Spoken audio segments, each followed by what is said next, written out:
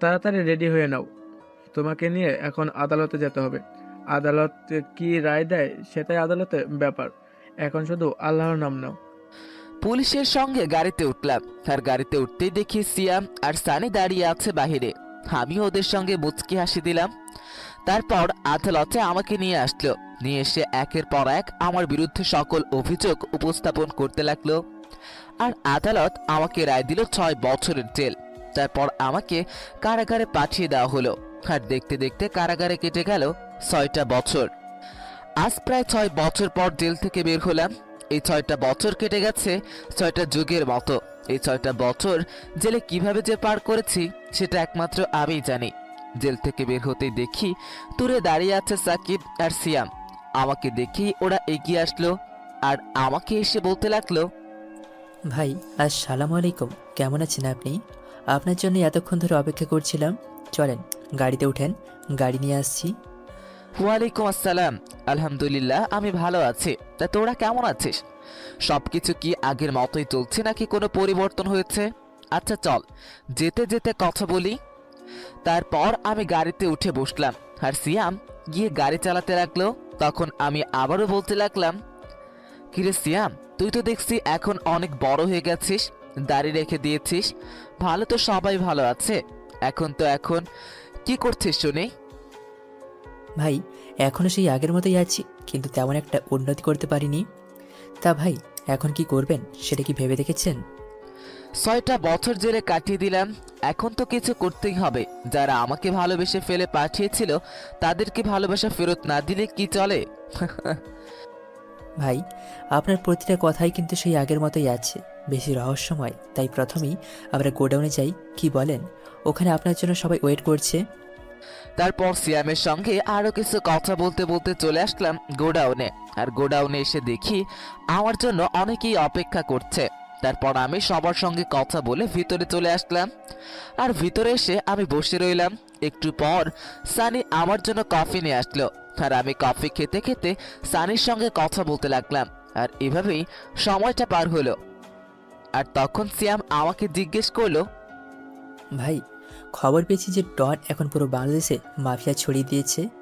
তার কথা ছোট থেকে বড় পর্যন্ত সবাই শোনে, এমনকি অনেক সময় এমপিটাও তার ভয় কাঁপে। সেদিন যদি আর 5 মিনিট পেতাম তাহলে বাকি কাজটাও শেষ করে ফেলতাম, কিন্তু তার আগেই পুলিশ চলে আসলো। আর নিজের কাছের লোকগুলো এইভাবে আমার সঙ্গে বেইমানি করবে এটা আমি কখনো কল্পনাও করিনি। আচ্ছা, এখন রানীকে কোথায় পাওয়া যাবে? আমি ভাইয়ের মুখ থেকে রানী নামটা শুনে চমকে গেলাম। আমি তো ভেবেছিলাম ভাই হয়তো রানীকে ভুলে গেছে, কিন্তু ভাই যে এখনো রানীকে মনে রেখেছে এটা তো বুঝতে পারলাম না। আমি কে চুপ থাকতে দেখে ভাই আবার জিজ্ঞেস করলো। তারপর আমি বললাম, ভাই রানী এখন ডনের সাথেই থাকে, ও ডনের স্ত্রী। ঠিক আছে, এত ঘাবড়ানোর কি আছে, চল সবাই মিলে খাবার খেয়ে নেই। আমারও খুব ক্ষুধা পেয়েছে। তারপর আমি সবাইকে নিয়ে খাবার খেতে চলে আসলাম। আর খাবার খেয়ে রুমে এসে ভাবছি কি করব এখন। আমার পাশে সিয়াম, সানি আর কিছু লোকজন বসে আছে। ভাই এখন তো আপনি ফ্রি আছেন, তাহলে চলুন আপনার সেই বৃদ্ধাশ্রম থেকে একবার ঘুরে আসি। আপনি তো সানিকে দায়িত্ব দিয়ে গিয়েছিলেন। এখন নয়, বিকালের দিকে যাই। এখন আমি একটু ঘুমাবো, তোরা এখন যা। আর শোন, সকল ছেলেদের সন্ধ্যাবেলায় আমি গোডাউনের সামনে চাই, ওদের সঙ্গে আমার কথা আছে। ঠিক আছে ভাই, আমি সবাইকে নিয়ে সন্ধ্যায় হাজির হব। আপনি এখন শুয়ে রেস্ট করেন। সিয়াম চলে আয়। তারপর আমি সিয়ামকে নিয়ে ভাইয়ের কাছ থেকে চলে আসলাম। তারপর আমি যখন ঘুম থেকে উঠলাম তখন থেকে প্রায় সন্ধ্যা হয়ে গেছে। আমি ঘুম থেকে উঠে ফ্রেশ হয়ে রেডি হয়ে নিলাম সবার সঙ্গে দেখা করার জন্য। আমি বের হয়ে এসে দেখি সবাই আমার জন্য বসে আছে। আমাকে দেখে দাঁড়িয়ে গেল। তারপর আমি বললাম, সবাই কেমন আছো? তোমাদের সঙ্গে আমার অনেক দিন পর দেখা। তোমরা যেমন আমাকে প্রথম থেকে ভালোবেসেছিলে এখনো ঠিক তেমনটাই ভালোবাসো, এটা দেখে আমার অনেক ভালো লাগলো। এখানকার প্রতিটা লোক আমাকে জেলে দেখতে গিয়েছিল, বর্তমানে আমার কাছে কোনো কিছুই নেই। ভাই, সবার মুখ থেকে একটাই কথা, ওরা আপনার পেছনের কাহিনীটা শুনতে চায়। আপনি কোন কারণে আপনি এই লাইনে এসেছিলেন। আমরা যতটুকু জানি আপনি মধ্যবিত্ত ফ্যামিলির ছেলে ছিলেন, অনেক ভালো এবং অনেক মেধাবী ছিলেন। অন্য একদিন তোমাদেরকে আমার সব কাহিনী বলবো। তো এখন কাছে কোথায় আসি। আমাদের কাছে এখন বর্তমান কোনো কিছুই নেই, যেগুলো আছে এগুলো দিয়ে কোনো কাজে আসবে না। আমাদের দেশে মাফিয়া অনেক বেড়ে গেছে, এগুলোকে গোড়া থেকে উপড়ে ফেলতে হবে। আর এটাই হয়তো আমাদের জীবনে শেষ একটা লড়াই আশা করি। এখন আমাদের প্রধান লক্ষ্য হবে যে ডনের যেখানে যেখানে লোক আছে সেখানে আমাদেরকে ছড়িয়ে যেতে হবে এবং তাদের কাছ থেকে সবকিছু ছিনিয়ে আনতে হবে। তিলে তিলে ওদেরকে সরিয়ে ফেলতে হবে। এখন দেশে চোরাচালান ধর্ষণ বৃদ্ধি পেয়েছে, এগুলো আমাদের রুখে দাঁড়াতে হবে। প্রশাসন ডনের কোনো কিছুই করতে পারছে না। তারপর আমি ওদের সঙ্গে আরও কিছু কথা বলে সেখান থেকে সিয়ামকে নিয়ে চলে আসলাম। আমি আর সিয়াম পাশাপাশি হাঁটছি আর শহরটাকে ঘুরে ঘুরে দেখছি। হঠাৎ করে কেউ একজন আমাকে ধাক্কা দিয়ে চলে গেল। তখন সিয়াম বলতে লাগলো, কিরে বেটা, তুই চোখে দেখিস না কারা নাকি? এভাবে দৌড়ে কোথায় যাচ্ছিস? মনে হয় তোকে কেউ তাড়া করেছে বেটা। তোর সাহস তো কম না, তুই আমাকে তুই তুই করে বলছিস? তুই জানিস আমি কে? আমি ডন ভাইয়ের লোক। আমার যেখানে দিয়েছি আমি সেখান দিয়েই যাব, পারলে মানুষের উপর দিয়ে যাবো। তাহলে তোর কি? তুই লোক দেখে কে তোকে আমার ভয় পেতে হবে নাকি? একে তো ধাক্কা দিয়ে চলে যাচ্ছিস, তারপর আবার এখন বড় বড় কথা বলছিস। তখনই ছেলেটা কোমর থেকে পিস্তল বের করলো আর আমার দিকে তাক করলো আর আমাকে বলতে লাগলো, শালা তোর সাহস তো কম না, তুই আমাকে ভয় দেখাচ্ছিস? আরে এসব ভয় আমাকে দেখি কোনো লাভ নেই। আমরা এসব ভয় পকেটে নিয়ে ঘুরি, স্প্রে করলে তাকে এখানেই মেরে দিতে পারি। ফকির বস্তা। এদিকে আমি দাঁড়িয়ে দাঁড়িয়ে ছেলেটার কথা শুনছি কিন্তু কোনো কিছুই বলছি না। হঠাৎ করে আমি ছেলেটাকে লাথি মারলাম, তারপর কৌশলে হাতে পিস্তলটাকে নিয়ে তার দিকে তাক করলাম আর তখন বললাম, তুই এত তাড়াতাড়ি দাদা ভাইকে ভুলে গেলি? আরে এখনো তো মানুষের মুখে মুখে দাদা ভাইয়ের নাম শোনা যায়, এখনো অনেক কাজ করার বাকি আছে। ভাই আমাকে ক্ষমা করে দিন, আপনাকে চিনতে পারিনি। আপনি কবে জেল থেকে বেরিয়েছেন? ভাই আমরা অনেক বড় ভুল হয়ে গেছে, প্লিজ ভাই। যে রাস্তায় আছিস এই রাস্তাটা অনেক অন্ধকার, তুই আলোর পথে ফিরে আয়। আমি এই অন্ধকারের মধ্যে কোথায় হারিয়ে যাবি এটা তুই নিজেও জানিস না, তাই সাবধান। এই বলে আমি চলে আসলাম। তারপর একটা বাসার সামনে এসে দাঁড়িয়ে আছি। বাসায় থাকে হলেও জনি জনি হলো এই শহরে কিং। আমি কোনো কিছু না ভেবে ভিতরে যেতে লাগলাম। দারোয়ান আমাকে দেখে আটকালো, কিন্তু আমি আমার নিজের মাস্ক খুলে ফেলার পর দারোয়ান আমাকে সালাম দিল। তারপর আমি ভিতরে যেতে লাগলাম আর তখন সিয়াম বলতে লাগলো, ভাই এখানে আমাদের অনেক ঝামেলা হতে পারে। জনি অনেক খারাপ একজন লোক, প্লিজ ভাই জনের সঙ্গে দেখা করতে হবে না। আমি পরে জনির সঙ্গে দেখা করার জন্য আপনাকে নিয়ে আসবো। সিয়াম তুই আমার সাথে থেকে ভয় পাচ্ছিস? তোর কাছ থেকে আমি এটা আশা করতে পারিনি। সবসময় বুক ফুলিয়ে সামনের দিকে যাবে, কখনো কাপুরুষের মতো পিছু ফিরে যাবে না। তারপর আমি জনির কাছ থেকে চলে আসলাম। এসে দেখি এই জনি অনেক লোকজনের সাথে মিটিং করছে। সোফায় বসে আমি গিয়ে বসলাম। তখন জনি আমাকে দেখে অবাক হয়ে দাঁড়িয়ে গেল আর তখন আমি বললাম, কিরে আমাকে দেখে খুব অবাক হয়েছিস? অবাক হওয়ার কিছু নেই বস, তোর সঙ্গে কথা আছে আমার। আমি মনে হয় সঠিক টাইমে চলে এসেছি, তাই না? সবাই আছে এখানে। কিরে, তুই এত তাড়াতাড়ি জেল থেকে ছাড়া পেয়ে গেলি? তা তোর তো আরো 2 বছর জেলে থাকার কথা ছিল, তা জেল থেকে বের হয়ে আমার কাছেই আসলি? ইদানিং তোর খুব বার বেড়েছে দেখছি।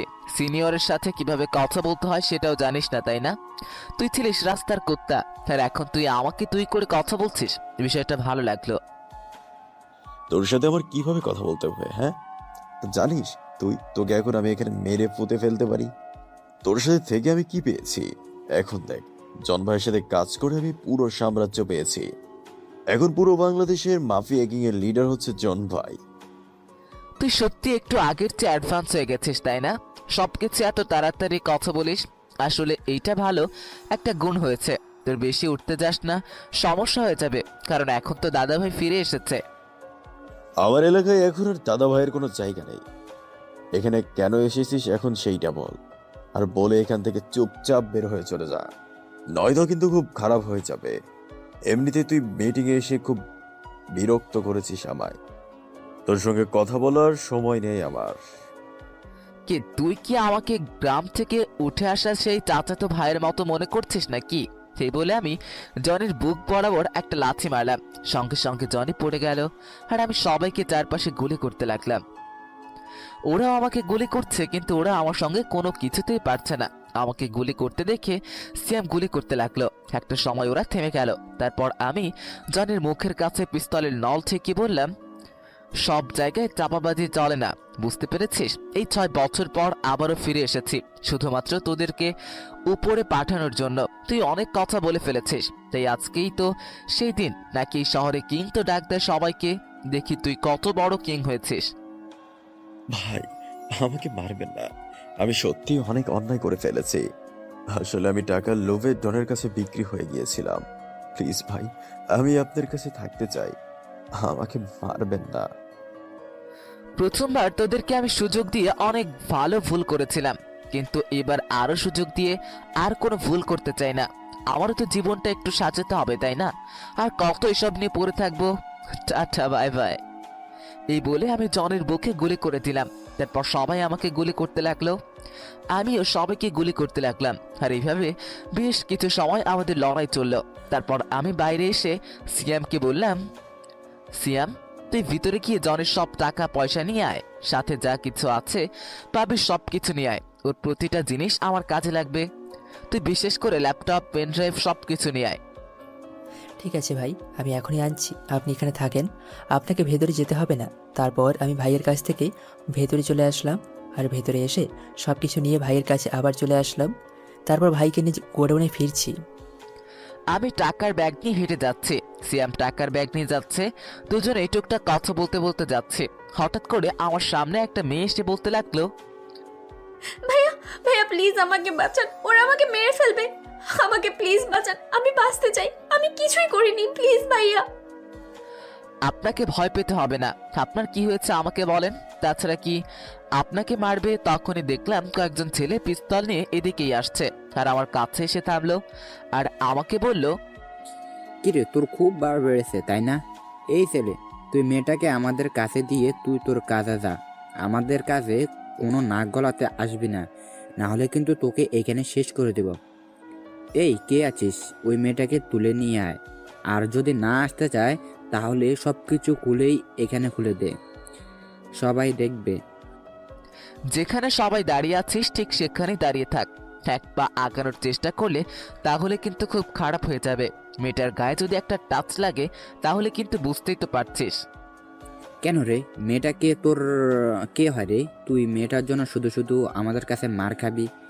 এর চেয়ে ভালো তুই তোর মতো করে চলে যা, তোকে আমরা কোনো কিছুই করব না। তোর সঙ্গে আমাদের কোনো শত্রুতা নেই। তোদের সঙ্গে আমার কোনো শত্রুতা নেই, কিন্তু এখন তো শত্রুতা তৈরি হয়ে গেছে, কারণ মেয়েটা যে আমার কাছে এসেছে। আর দাদাভাই তো কখনো ফিরিয়ে দেয় না কাউকে।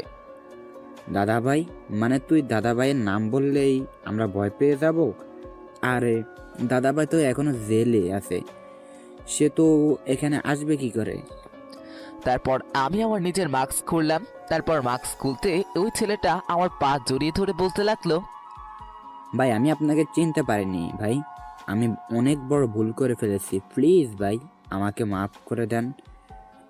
আমরা আর কখনো কোনো মেয়েকে বিরক্ত করব না। তোদেরকে ক্ষমা করার কোনো ইচ্ছে নেই আমার। এই বলে আমি কোমর থেকে পিস্তল বের করে গুলি করে দিলাম। আর তখন মেয়েটা ভয়ে আমাকে শক্ত করে জড়িয়ে ধরলো, যেটার জন্য আমি মোটেও প্রস্তুত ছিলাম না। এইভাবে কতক্ষণ যে পার হয়ে গেল সেটা বুঝতে পারলাম না। আর কিছুক্ষণ পর আমি মেয়েটাকে বললাম, এই যে আমাকে প্লিজ ছেড়ে দিন। রাস্তার সবাই এদিকে তাকিয়ে আছে, আর গুলির শব্দ তো এত ভয় পেলে কি আর চলে নাকি? আপনিও কি ওদের মতোই খারাপ লোক নাকি ভালো, এটাই তো বুঝতে পারছি না। আপনি ওদেরকে আমার জন্য মেরে ফেলেন, এখন কি আপনি আমার সঙ্গে অসভ্যতামি করবেন? আমি মেয়েটার কথা শুনে কি বলবো কোনো কিছুই বুঝতে পারছি না। তবে মেয়েটার কথা শুনে বুঝতে পারছি যে মেয়েটা এখনো বাচ্চাদের মতোই, শুধু বয়সই বড় হয়েছে। আর তখন আমি বললাম, চলুন আপনাকে বাসায় পৌঁছে দিয়ে আসি। আর আপনি এত রাতে বাইরে কেন বেরিয়েছিলেন? ওদের সঙ্গে আপনার কি সম্পর্ক? ওরা আপনাকে কেনই বা মারতে চেয়েছিল? ওরা আমার বাবাকে মেরে ফেলেছে, আর আমি সেটা দেখে ভিডিও করে নিয়েছিলাম, সেজন্য ওরা আমাকে মারতে এসেছে। আমার বাবা ছিল বিজনেসম্যান, ওরা আমার বাবাকে সম্পত্তির জন্য মেরে ফেলেছে। আমি এখন কি করব, কোথায় যাব বুঝতে পারছি না। ও আচ্ছা, তা আপনার মা তো বা বাসায় আছে, চলুন আপনি আপনাকে বাসায় পৌঁছে দিয়ে আসি। আর আমাকে বিশ্বাস করতে পারেন, আমি ভালো লোক। আপনি যদি ভালোই লোক হবেন তাহলে আপনার কাছে কেন কিছু থাকবে? আচ্ছা চলুন না, হয়তো আমাকে নিয়ে চিন্তা করছে। তারপর মেয়েটা আমার সামনে হাঁটতে লাগলো, আমিও মেয়েটার পিছনে পিছনে হাঁটতে লাগলাম। তখন সিয়াম আমার কানে কানে বলতে লাগলো, হ্যাঁ নাই, এবারে মনে হয় ভাবিকে পেয়ে গেছি। আপনার জন্য এই মেয়েটাই পারফেক্ট, যেটা আপনি মনে মনে খুঁজছিলেন। এত কথা বলিস কেন? চুপচাপ হাঁট, আর বেশি পাকনামি করতে হবে না। তুই তোর চিন্তা কর। তারপর আমি হাঁটতে হাঁটতে মেয়েটার বাসার সামনে চলে আসলাম। আর তখন মেয়েটা আমাকে বলতে লাগলো, আসুন, ভিতরে আসুন, বাসায় এসে চা খেয়ে যান। আজকে আপনি না থাকলে হয়তো ওরা আমাকে মেরেই ফেলতো। আপনি চলে গেলে কি ওরা আবারও আসবে? না, আজকে আর ভিতরে যাব না, অন্য কোনো একদিন যাব। আর যদি কোনো সমস্যা হয় তাহলে আমাকে ফোন দিবেন। কোনো সমস্যা নেই, এই নিন আমার নাম্বার। তারপর আমি মেয়েটাকে নাম্বার দিয়ে গোডাউনের দিকে যেতে লাগলাম। কিছুক্ষণ পর গোডাউনে চলে আসলাম, আর তারপর সব কিছু গুছিয়ে রেখে ফ্রেশ হয়ে খাবার খেয়ে নিলাম। আমি খাবার খেয়ে শুয়ে পড়লাম, আর তখনই একটা অন্য নাম্বার থেকে আমার ফোনে কল আসলো। তারপর আমি কলটা রিসিভ করলাম, আর ওপাশ থেকে বলতে লাগলো, আচ্ছা, আপনি কি বাসায় চলে গেছেন? আমি ওই মেয়েটা যাকে আপনি একটু আগে বাসায় দিয়ে গেলেন, আখি। ও আচ্ছা, তা কোনো সমস্যা হয়েছে নাকি আপনার? এত রাতে কল দিলাম যে আবার? না, আসলে আপনাকে যেন আমি কোথায় দেখেছি, সেই জন্য কথা বলতে ইচ্ছে করছিল, তাই কল দিলাম। ওরা আমার বাবাকে মেরে ফেলেছে। আজকে বাবা থাকলে হয়তো অনেক ভালো হতো। জানেন, বাবা আমাকে অনেক ভালোবাসতো। আমি যেটাই চাইতাম সেটাই আমাকে এনে দিত। কিন্তু এই শয়তানগুলো আমার বাবাকে বাঁচতে দিল না। আমার মা এখন কান্না করছে। আসলে আপনাকে সান্ত্বনা দেওয়ার মতো ভাষা আমার নেই, কিন্তু তবুও নিজেকে একটু সামলাতে হবে আপনার। কারণ আপনি যদি ভেঙে পড়েন তাহলে আপনার মায়ের কি অবস্থা হবে, আরো খারাপ হয়ে যাবে। তাই বলছি, নিজেকে শক্ত করুন আর আপনার মাকে স্বাভাবিক করার চেষ্টা করুন। আর কালকে থানায় গিয়ে মামলা করে আসবেন। এর পেছনে যারা আছে ওরা যেন শাস্তি পায়। ও হ্যাঁ, আপনাকে অনেক আগেই দেখেছিলাম কলেজে, যখন আমি ক্লাস 9-এ পড়তাম। আপনি একটা মেয়ের সঙ্গে রিলেশন করতেন। তারপর বাবা আমাদেরকে নিয়ে অন্য শহরে চলে যায়, আর আপনাকে হারিয়ে ফেলি। আপনার একটা পিক আছে আমার কাছে। আপনি একদিন দোকান থেকে পাসপোর্ট সাইজের ছবি বাসায় নিয়ে যাচ্ছিলেন, আর একটা ছবি রাস্তায় পড়ে যায়, সেটাই আমি নিয়েছিলাম। ও আচ্ছা, তাই বলেন। এখনো যে আপনি আমাকে মনে রেখেছেন এটাই তো অনেক। তা আপনি নিশ্চয়ই এখন অনার্স 3য় বর্ষে পড়াশোনা করছেন, যদি আমি কোনো ভুল না করি। হ্যাঁ, আমি এখন অনার্স 3য় বর্ষে পড়াশোনা করছি। কিন্তু আপনি এত সহজে কিভাবে জেনে গেলেন যে আমি অনার্স 3য় বর্ষে পড়াশোনা করছি? আপনি কি আমাকে আগে থেকে চিনতেন? আপনার একটা সত্যি কথা বলি, আপনি বড় হয়েছেন ঠিকই আছে, কিন্তু এখনো পরিপূর্ণ মানসিকতা গড়ে ওঠেনি। সবসময় শুধু পড়াশোনা নিয়ে ব্যস্ত ছিলাম, তাই তো হয়তো এমনটা হয়েছে। এটা ঠিক, কারণ আমার বান্ধবীরাও তাই বলে যে আমি নাকি এখনো কোনো কিছু বুঝি না পড়াশোনা ছাড়া। কিন্তু আমার কাছে তো মনে হয় আমি সব কিছুই বুঝতে পারি। তা না হলে আমি চলাফেরা করতাম কি করে? আর মানুষ তো সৃষ্টির সেরা জীব। আচ্ছা, আপনাকে এসব বুঝতে হবে না। আপনার নিশ্চয়ই কাউকে কলেজ আছে, আর যাই কিছু হয়ে যাক না কেন কলেজে যাবেন, বান্ধবীদের সঙ্গে আড্ডা দিবেন। তাহলে দেখবেন মনটা অনেক ভালো হয়ে গেছে, আর আস্তে আস্তে ডিপ্রেশনটাও ভুলে যেতে পারবেন। এখন ঘুমিয়ে পড়েন, অনেক রাত হয়েছে। ঠিক আছে, আমিও ঘুমিয়ে গেলাম, আপনিও ঘুমিয়ে পড়েন, অনেক রাত হয়েছে। আর আপনি কি আমার সঙ্গে কথা বলে রেগে আছেন? না মানে, আপনার অনুমতি ছাড়া আপনাকে কল দিলাম, আপনার কোনো বিরক্তি লাগেনি তো? আপনি যে আমাকে লাইন মারার চেষ্টা করছেন এটা তো আমি খুব বেশি ভালোই বুঝতে পারছি। আপনি অনার্স 3য় বর্ষে পড়েন, অথচ আপনি কোনো কিছুই বোঝেন না। এটা আমি কি করে বিশ্বাস করি বলেন? আপনি তো আমাকে আরো আগে থেকেই চেনেন, আমি আপনার কথাবার্তা শুনেই বুঝতে পারছি। ঠিক আছে, আপনিও আমাকে লাইন মারার চেষ্টা করতে থাকেন, আর আমিও এভাবেই আগাতে থাকি। কথাগুলো আমার মনে মনেই বললাম, এই মেয়েটা নিশ্চয়ই তানিয়ার কেউ হবে যে আমাকে অনেক আগে থেকেই চিনতো। তারপর আমি আরো কিছু কথা বলে কল কেটে দিয়ে ঘুমিয়ে গেলাম। পরদিন সকালবেলা ঘুম থেকে উঠে আমি ফ্রেশ হয়ে নিলাম। তারপর নাস্তা করে সিয়ামকে নিয়ে বের হলাম। উদ্দেশ্য বৃদ্ধাশ্রম যাব। কালকে বিকালে তো যেতে পারিনি। আমি সিয়াম আর সানিকে নিয়ে চলে আসলাম গাড়ি দিয়ে বিদ্যাসাগরের সামনে এসে নামলাম। তারপর ভিতরে গিয়ে সবার সঙ্গে দেখা করলাম, কথা বললাম। বেশ ভালোই সময় কেটে গেল। এভাবে কখন যে দুপুর হয়ে গেল বুঝতেই পারলাম না।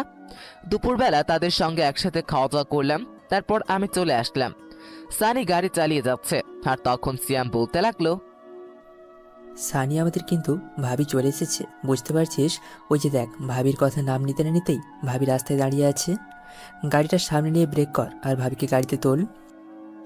সিয়াম কাজটা কিন্তু খুব বাড়াবাড়ি হয়ে যাচ্ছে না? ও তোদের ভাবি হলো কি করে? আমি নিজেও তো জানি না। বেশি পেকে গেছিস তাই না? ভাই, এভাবে আর কতদিন? আপনার জন্য আমরা কেউ এখনো বিয়ে করতে পারছি না। আমাদেরও তো মন চায় যে নিজের মানুষকে নিয়ে ভালো থাকবো, সুন্দর একটা বউ পাবো, কিন্তু আপনার জন্য কোনো দেশেতেই পারছি না। তাই আপনাকে আগে তাড়াতাড়ি বিয়ে করতে হবে, তারপর আমাদের সিরিয়াল। আমরা আমাদের জন্য এই মেয়েকেই ভাবি হিসেবে ঠিক করেছি। সিয়াম, তোরা এত চালাকি কিভাবে করতে পারিস বল? আমার কাছ থেকে সবকিছু লুকাবি তোরা? তোদের সঙ্গে এই মেয়ের কোনো কানেকশন আছে যার জন্য তোরা এই অবস্থা করছিস? ইয়ে না মানে তেমন কিছু না ভাই, আপনি হয়তো ভুল বুঝছেন। আর সানি গাড়িটা থামা, ভাবিকে এখান থেকে নিয়ে নে। সমস্যা কি, আমরা তো ওদিক দিয়ে যাচ্ছি। তারপর সানি মেয়েটার কাছে গিয়ে থামলো, আর মেয়েটাকে আমি বললাম, ভাবি রিক্সার জন্য দাঁড়িয়ে থেকে কোনো লাভ নেই, এখন আর রিক্সা আসবে না, গাড়িতে উঠে পড়েন, আমরাও সেদিকেই যাচ্ছি। এদিকে আমি তাকিয়ে তাকিয়ে মেয়েটাকে দেখছি। মেয়েটাকে গাড়িতে উঠবে, তখনই আমার ধারণা ভুল হয়ে গেল। মেয়েটা গাড়িতে উঠে বসলো। আমি তো পুরো অবাক হয়ে গেলাম। ভাবি ডাকলো অথচ কোনো কিছু রিয়াক্ট না করে উঠে পড়লো। এদিকে আমি আর কোনো কথাই বলছি না, চুপ করেই আছি। একটু পর আখির কলেজের সামনে চলে আসলাম, আর রাখি নেমে গেল। তারপর আমার উদ্দেশ্যে বলল, কি ব্যাপার? আমি গাড়িতে উঠলাম, এতটুকু রাস্তা আসলাম, তবুও একটা কথা বললেন না আমার সঙ্গে। কোনো কারণে কি রাগ করে আছেন, নাকি ওই যে কালকে রাতে বিরক্ত করছিলাম? না, আসলে মনটা ভালো নেই তো, এই জন্য আপনি কলেজে চলে যান। আপনার ক্লাসের হয়তো দেরি হয়ে যাচ্ছে, অন্য সময় হয়তো কথা হবে। তখন মেয়েটা চলে গেল, আর আমিও চলে আসলাম গোডাউনে এসে একটা প্ল্যান তৈরি করলাম কিভাবে ডনের সকল কিছু আমি হাতিয়ে নিতে পারবো। দেশ থেকে চিরতরে তাড়িয়ে দিতে পারবো আমার দেশে, সেই আগের মতো শান্তি ফিরে আসবে। তারপর আমি সিয়ামকে ডাক দিলাম। তারপর সিয়াম আসলো, আর আমি বললাম, এই যে জনের বাড়ি থেকে গিয়ে ল্যাপটপ আর পেন ড্রাইভগুলো আমার কাছে নিয়ে আয়, আর ছোট বড় সকল মাস্তানদের আমার গোডাউনের সামনে নিয়ে আয়। আমি সবাইকে আমার সামনে দেখতে চাই। ঠিক আছে ভাই, আমি ল্যাপটপ আর পেনড্রাইভ আপনাকে এখনই এনে দিচ্ছি। আর ভাই এক কাজ করলে ভালো হয় না যে ধরনের সকল কাজে আমাদের বাধা দেওয়া। এটা নিয়ে তোকে ভাবতে হবে না, আমি আগেই ল্যাপটপ থেকে কিছু জানতে পারি, তারপর এটা নিয়ে ভাবা যাবে। এখন তোকে যেটা বলেছি সেটাই কর। তারপর সিয়াম চলে গেল। আর কিছুক্ষণ পর আমাকে ল্যাপটপ আর পেন ড্রাইভ এনে দিল। আমি ল্যাপটপে কাজ করতে লাগলাম। আমি ল্যাপটপগুলো ভালো করে দেখে কিছু বিষয় আমার চোখে পড়লো যেগুলো আমার খুবই দরকার ছিল। তারপর আমি সানিকে ডাক দিয়ে বললাম, সানি, তুই সবাইকে 50,000 টাকা করে দিয়ে দে। এখন আর আজকে রাতে রেডি হয়ে নিস, আজকে রাতে একটা অপারেশনে যেতে হবে। ঠিক আছে ভাই, আমি সবাইকে নিয়ে প্রস্তুতি নিচ্ছি। আর ভাই, সিয়াম সবাইকে নিয়ে চলে এসেছে, আপনি ওদের সঙ্গে কথা বলতে পারেন। তারপর সানি চলে গেল, আর সবাইকে 50,000 টাকা করে দিয়ে দিল। আমি ল্যাপটপে আরো কিছু কাজ করে বের হলাম, একটু ওয়াশরুমে যাব। আমি ওয়াশরুমে চলে গেলাম, আর ওয়াশরুম থেকে বের হয়ে এসে দেখি সানি গাড়ির সামনে দাঁড়িয়ে কারোর সাথে যেন কথা বলছে। আমি কাছাকাছি গেলাম শোনার জন্য, আর কাছাকাছি গিয়ে দেখি এটা আর কেউই নয়, এটা হচ্ছে আখি। ওদের মধ্যে কি কথা হচ্ছে সেটা আমি শোনার চেষ্টা করছি। ভাইয়া, তুই বুঝতে পারছিস না, শারিয়ান আমাকে কখনোই মেনে নেবে না। আমার ভালোবাসার ওর কাছে কোনো মূল্য নেই। আমি বিদেশে চলে যেতে চাই, ওখানে আমি হয়তো ভালো থাকবো। মাকে না হয় তুই দেখবি। কি বলছিস এসব? তুই তো শানরিয়ার ভাইকে অনেক আগে থেকেই ভালোবাসিস, আর নিজের ভালোবাসাকে ছেড়ে দেশে চলে যাবি? আমি শানরিয়ার ভাইয়ের এই ঘটনাটি আগে জানি, তারপর তোকে আমি বলবো। আমি না তোর ছোট ভাই, আমার উপর তুই বিশ্বাস রাখিস না? যার জন্য আমি প্রতিদিন রান্না করে জেলে পাঠিয়ে দিতাম শুধুমাত্র সে খাবে বলে, আর সবসময় নামাজ আদায় করে দোয়া করতাম যেন যেখানে থেকে ভালো থাকে, ও আমার ভালোবাসাটা কেন যে বুঝতে পারছে না এটা আমি নিজেও জানি না। জানিস, কালকে রাতে ওর সঙ্গে কথা বলে অনেক ভালো লেগেছে আমার। এদিকে বাবাকেও ওরা বাঁচতে দেয়নি। হ্যাঁ রে, আঙ্কেলের জন্য আমারও অনেক কষ্ট হয়। আঙ্কেলকে ওরা বাঁচতে দিল না, আমিও আঙ্কেলের জন্য কোনো কিছুই করতে পারলাম না। এটাই অনেক বড় কষ্ট রে। তবে চিন্তা করিস না, শাহরিয়ার ভাই সব কিছুর প্রতিশোধ নেবে। যদি প্রতিশোধ নিতে গিয়ে আর কিছু হয়ে যায়, তাহলে তোর নিজের না বলা কথাটা কখনো বলা হবে না। আমি চাই না ও আবার আমার কাছ থেকে হারিয়ে যাক। আমি না হয় তাকে তোর থেকেই ভালোবেসে যাবো সবসময়। আখি আপু, আমি তোকে নিজের চাচাতো বোন হিসেবে বলছি না, তুই সত্যি একটা অসাধারণ মেয়ে। কারণ তোর মতো করে কেউ এভাবে ভালোবাসতে পারে না। এই 6টা বছর তুই যেভাবে আমাকে দিয়ে খাবার পাঠিয়েছিলি জেলে, এটা কোনো মেয়ে করবে না। এদিকে আমি সানির আর আখির কথা শুনে হা হয়ে তাকিয়ে আছে। তার মানে জেলের ভিতর যে মজার খাবারগুলো দেওয়া হতো আমাকে, এগুলো আখি রান্না করে আমাকে দিয়ে জন্য পাঠিয়ে দিত সানি আর সিয়ামকে দিয়ে। কিন্তু আখি আমাকে কিভাবে চেনে এটা তো জানতে পারলাম না। তার মানে সানি হলো আখির চাচাতো ভাই, আখির ছোট হলো সানি। তখন আবারও ওদের মধ্যে কথা বলতে লাগলো। জানি না রে, আমি কখনো শাহরিয়ারকে পাবো কিনা। তবে যতটুকু জানি যে শাহরিয়ার একটা মেয়েকে ভালোবাসতো, যার কারণে শাহরিয়ার এই পথে চলে এসেছে। সেই অনেক আগে থেকেই আমি শাহরিয়ারকে ভালোবাসি, কিন্তু আজও বলতে পারলাম না। 6 বছর আগেও একটা মেয়েকে নিয়ে গিয়েছিলাম, আর এখন 6 বছর পরেও আমি শাহরিয়ারের জন্য অপেক্ষা করে আছি। জানি না শাহরিয়ারকে পাবো কিনা। যাই রে, বাসায় যেতে হবে। মা একা আছে, আবার এখানে আমাদের দুজনকে দেখে ফেললে তোর সমস্যা হবে। এদিকে আমি কি করব সেটাই বুঝতে পারছি না। আমি কি এখন তাদের সামনে যাব? আর যাওয়াটাই দরকার, সবকিছু আমাকে জানতে হবে। তখন আখি চলে যেতে লাগলো, আর আমিও দৌড়ে তাদের কাছে গেলাম আর আখিকে ডাক দিলাম। আখি আমাকে দেখে কোনো কথা বলতে পারছে না, হয়তো ধরা খেয়ে গেছে এই ভয়ে। আখি, তুমি এখানে আসছো যে তা আমার কাছে আসছিলে নাকি? সানি মেয়েটা কতক্ষণ ধরে এখানে দাঁড়িয়ে আছে, অথচ ভিতরে নিয়ে গেলে না? আমি কথাটি অন্যভাবে নিয়ে গেলাম। তারপর আমি ওদের সঙ্গে আরো কিছু কথা বলে সেখান থেকে চলে আসলাম। আর এভাবেই সময়টা পার হয়ে গেল। রাতের বেলা নিজে প্রস্তুত হয়ে বের হলাম। আজকে একটু দূরে যেতে হবে, তাই এই গাড়ি নিয়ে বেরিয়ে পড়লাম। কিছুক্ষণ পর আমার কাঙ্ক্ষিত জায়গায় চলে আসলাম, আর আমি এসে দেখি এখানে অনেক লোক। তখন আমাকে সিয়াম বলল, ভাই, আমি ড্রোন দিয়ে দেখেছি এখানে প্রায় 60 থেকে 70 জনের মতো লোক হবে। আর ভেতরে আরও নারী পাচারের জন্য শতাধিক নারী রয়েছে, ওরা সবাইকে আটকে রেখেছে। ঠিক আছে, ওয়েট কর, একটু পরেই আমার মনে হচ্ছে ওদেরকে ট্রাকে তোলা হবে। আজকে রাতেই ওদেরকে পাচার করে দেওয়া হবে, আর এটাই আমাদের মোক্ষম সময়। বুঝতে পেরেছিস? সবাই একটু অ্যালার্ট থাকবি। আমরা যদি এটা সাকসেসফুল হতে পারি তাহলে ডনের অনেক বড় ক্ষতি হয়ে যাবে, ওর মাথা চারা দিয়ে উঠবে। আমি অপেক্ষা করতে লাগলাম ওদের বের হওয়ার জন্য। কিছুক্ষণ পর ওরা বেরিয়ে হলো, তার সঙ্গে সঙ্গে আমরা গুলি করতে লাগলাম। তবে সেটা সাবধানে, ওরাও প্রস্তুত ছিল না, তাই অনেকেই গুলি খেয়ে মাটিতে পড়ে গেল। তারপর আমরাও সামনে এগিয়ে গেলাম। আমি ভিতরে গিয়ে সবাইকে ঘুম থেকে বের করলাম, আর সানিকে বললাম সবাইকে নিরাপদ জায়গায় সরিয়ে নিতে। আর ওখানে দায়িত্বে ছিল মুন্না। আমি মুন্নাকে মারতে লাগলাম, আর তখন মুন্না আমাকে বলতে লাগলো, দেখ, তুই আমাকে মেরে ফেললেও এসব কাজ কোনোদিন বন্ধ করতে পারবি না। ডন ভাইয়ের একটুও ক্ষতি হবে না, তোকে ডন ভাই পেলে মেরে ফেলে দেবে। আমি তো সেটাই চাই, ডনের সাথে আমার দেখা হোক। ওর সঙ্গে আমার অনেক কথাবার্তা আছে, যার জন্য আমার জীবনটা এত বড় অন্যরকম হয়ে গেল। তার সঙ্গে একটু বোঝাপড়া থাকবে না, এটা কি হয়? কিন্তু তোর বেঁচে থাকার কোনো অধিকার নেই। ডন ভাই যদি জানতে পারে যে দাদাভাই ফিরে এসেছে, তাহলে তোকে শেষ করে ফেলবে। তোকে জেলেই শেষ করার কথা ছিল, কিন্তু সম্ভব হয়নি। তাহলে এখন বিদায় নিয়ে চলে যাও, পরে ওখানে গিয়ে ভালো থাকবি।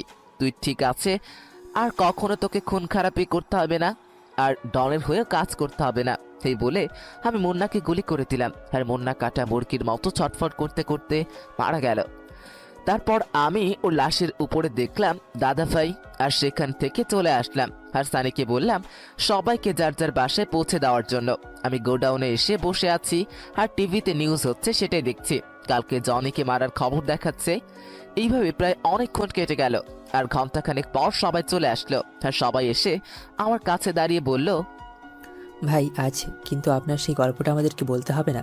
তা না হলে আমরা আপনাকে কোনোভাবেই ছাড়ছি না। প্লিজ ভাই, আজকে অন্তত বলেন। অনেক বড় গল্প, সারা রাত জাগতে পারবি? আজকে তো অনেক বড় ধকল গিয়েছে, তাই একটু রেস্ট নিয়ে নে, কালকে না হয় বলবো। ভাই আমরা সবাই ঠিক আছি, আপনি প্লিজ বলেন। আপনার জন্য আমরা সব কিছু করতে রাজি আছি।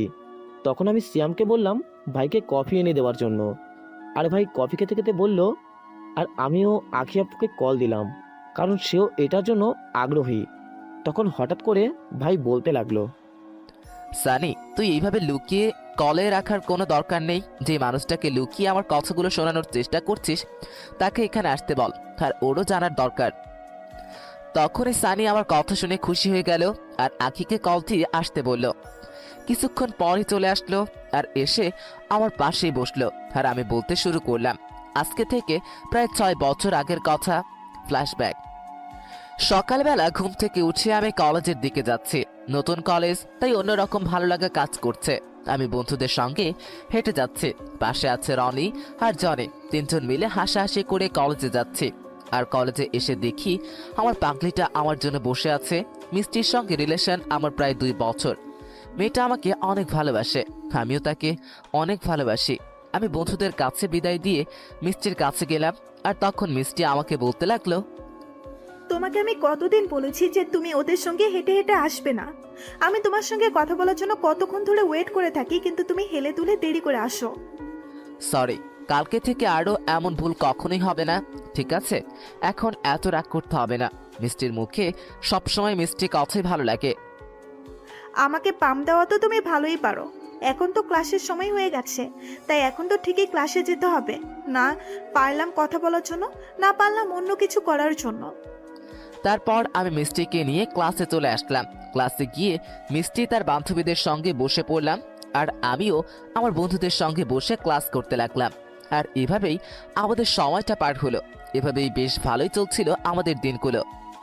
একদিন রাতের বেলায় শুয়ে শুয়ে মিষ্টির সঙ্গে কথা বলছিলাম, আর তখন হঠাৎ করে মিষ্টি আমাকে বলল, জানো কালকে না বাবা মা গ্রামের বাড়িতে চলে যাবে, পরে সন্ধ্যার দিকে চলে আসবে। তার মানে কালকে বাসায় সারাদিন ফ্রি।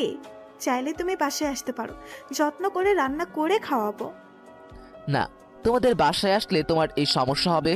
পরে তোমাকে লোকে নানার কথা বলবে, যেটা আমার কখনোই সহ্য হবে না। তার চেয়ে ভালো এইভাবে ভালো আছে। ভালো কিছু পাওয়ার আশা করলে একটু তো স্যাক্রিফাইস করতেই হবে। সেটা তো আমিও চিন্তা করছি, কিন্তু অনেকেই তো আসে না। ওদের তো কোনো সমস্যা হয় না, তাহলে আমরা এসব করলে সমস্যা কি?